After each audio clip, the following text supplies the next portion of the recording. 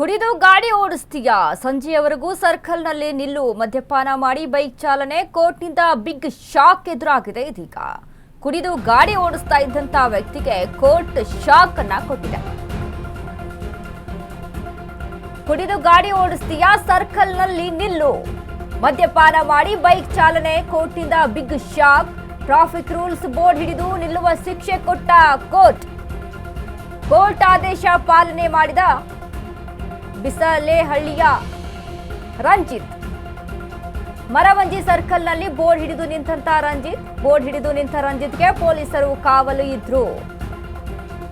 ನೋಡಿ ಎಷ್ಟು ಡಿಫ್ರೆಂಟ್ ಆಗಿ ಒಂದು ಶಿಕ್ಷೆಯನ್ನ ಕೊಟ್ಟಿದೆ ಇದೀಗ ಕೋರ್ಟ್.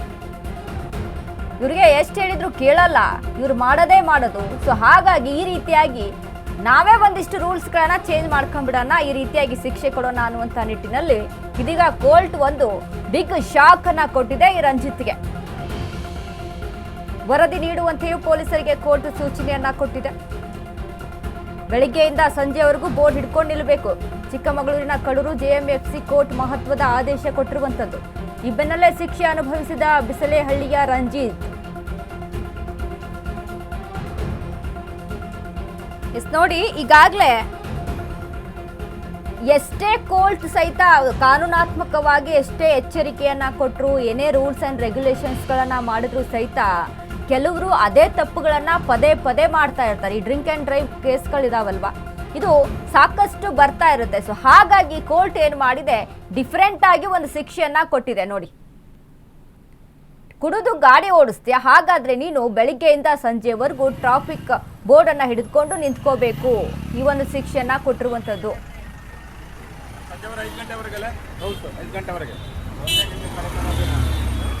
ಎಷ್ಟೇ ಫೈನ್ ಹಾಕುತ್ತೆ ಕಾನೂನಾತ್ಮಕವಾಗಿ ಕೋರ್ಟ್.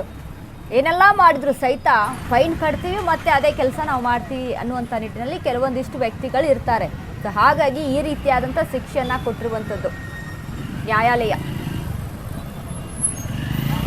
ನೋಡಕ್ಕೆ ಒಂದು ರೀತಿಯಾಗಿ ತಮಾಷೆಯಾಗಿ ಅನಿಸ್ಬೋದು ಇದು, ಬಟ್ ಏನು ಅಂತ ಅಂದ್ರೆ ಸದ್ಯಕ್ಕೆ ನಡೀತಾ ಇರುವಂತ, ಅದೇ ನಾವು ಈಗ ಈ ಹಿಂದೆಲ್ಲ ಗಮನಿಸಿರ್ತೀವಿ. ಈಗ ಸ್ಕೂಲ್ಗಳಲ್ಲಿ ಎಲ್ಲ ಚಿಕ್ಕ ಮಕ್ಕಳು ಇರುವಂಥ ಸಂದರ್ಭದಲ್ಲಿ ಒಂದಿಷ್ಟು ಟೀಚರ್ಸ್ಗಳು ಒಂದು ರೂಲ್ಸ್ಗಳನ್ನ ಮಾಡಿರ್ತಾರೆ. ಅಂದರೆ ಏನಾದರೂ ಹೋಮ್ವರ್ಕ್ ಮಾಡ್ಕೊಂಬಂದಿಲ್ಲ ಅಥವಾ ಏನೇ ಮಾಡ್ಕೊಂಬಂದಿಲ್ಲ ಅಂತಂದಂಥ ಸಂದರ್ಭದಲ್ಲಿ ಈ ಸ್ಕೂಲ್ ಹೊರಗಡೆ ಈ ರೀತಿಯಾಗಿ ಬಿಸಿಲಲ್ಲಿ ನಿಲ್ಲಿಸುವಂಥ ಒಂದಿಷ್ಟು ಶಿಕ್ಷೆಗಳನ್ನು ಕೊಟ್ಟಿರ್ತಾರೆ.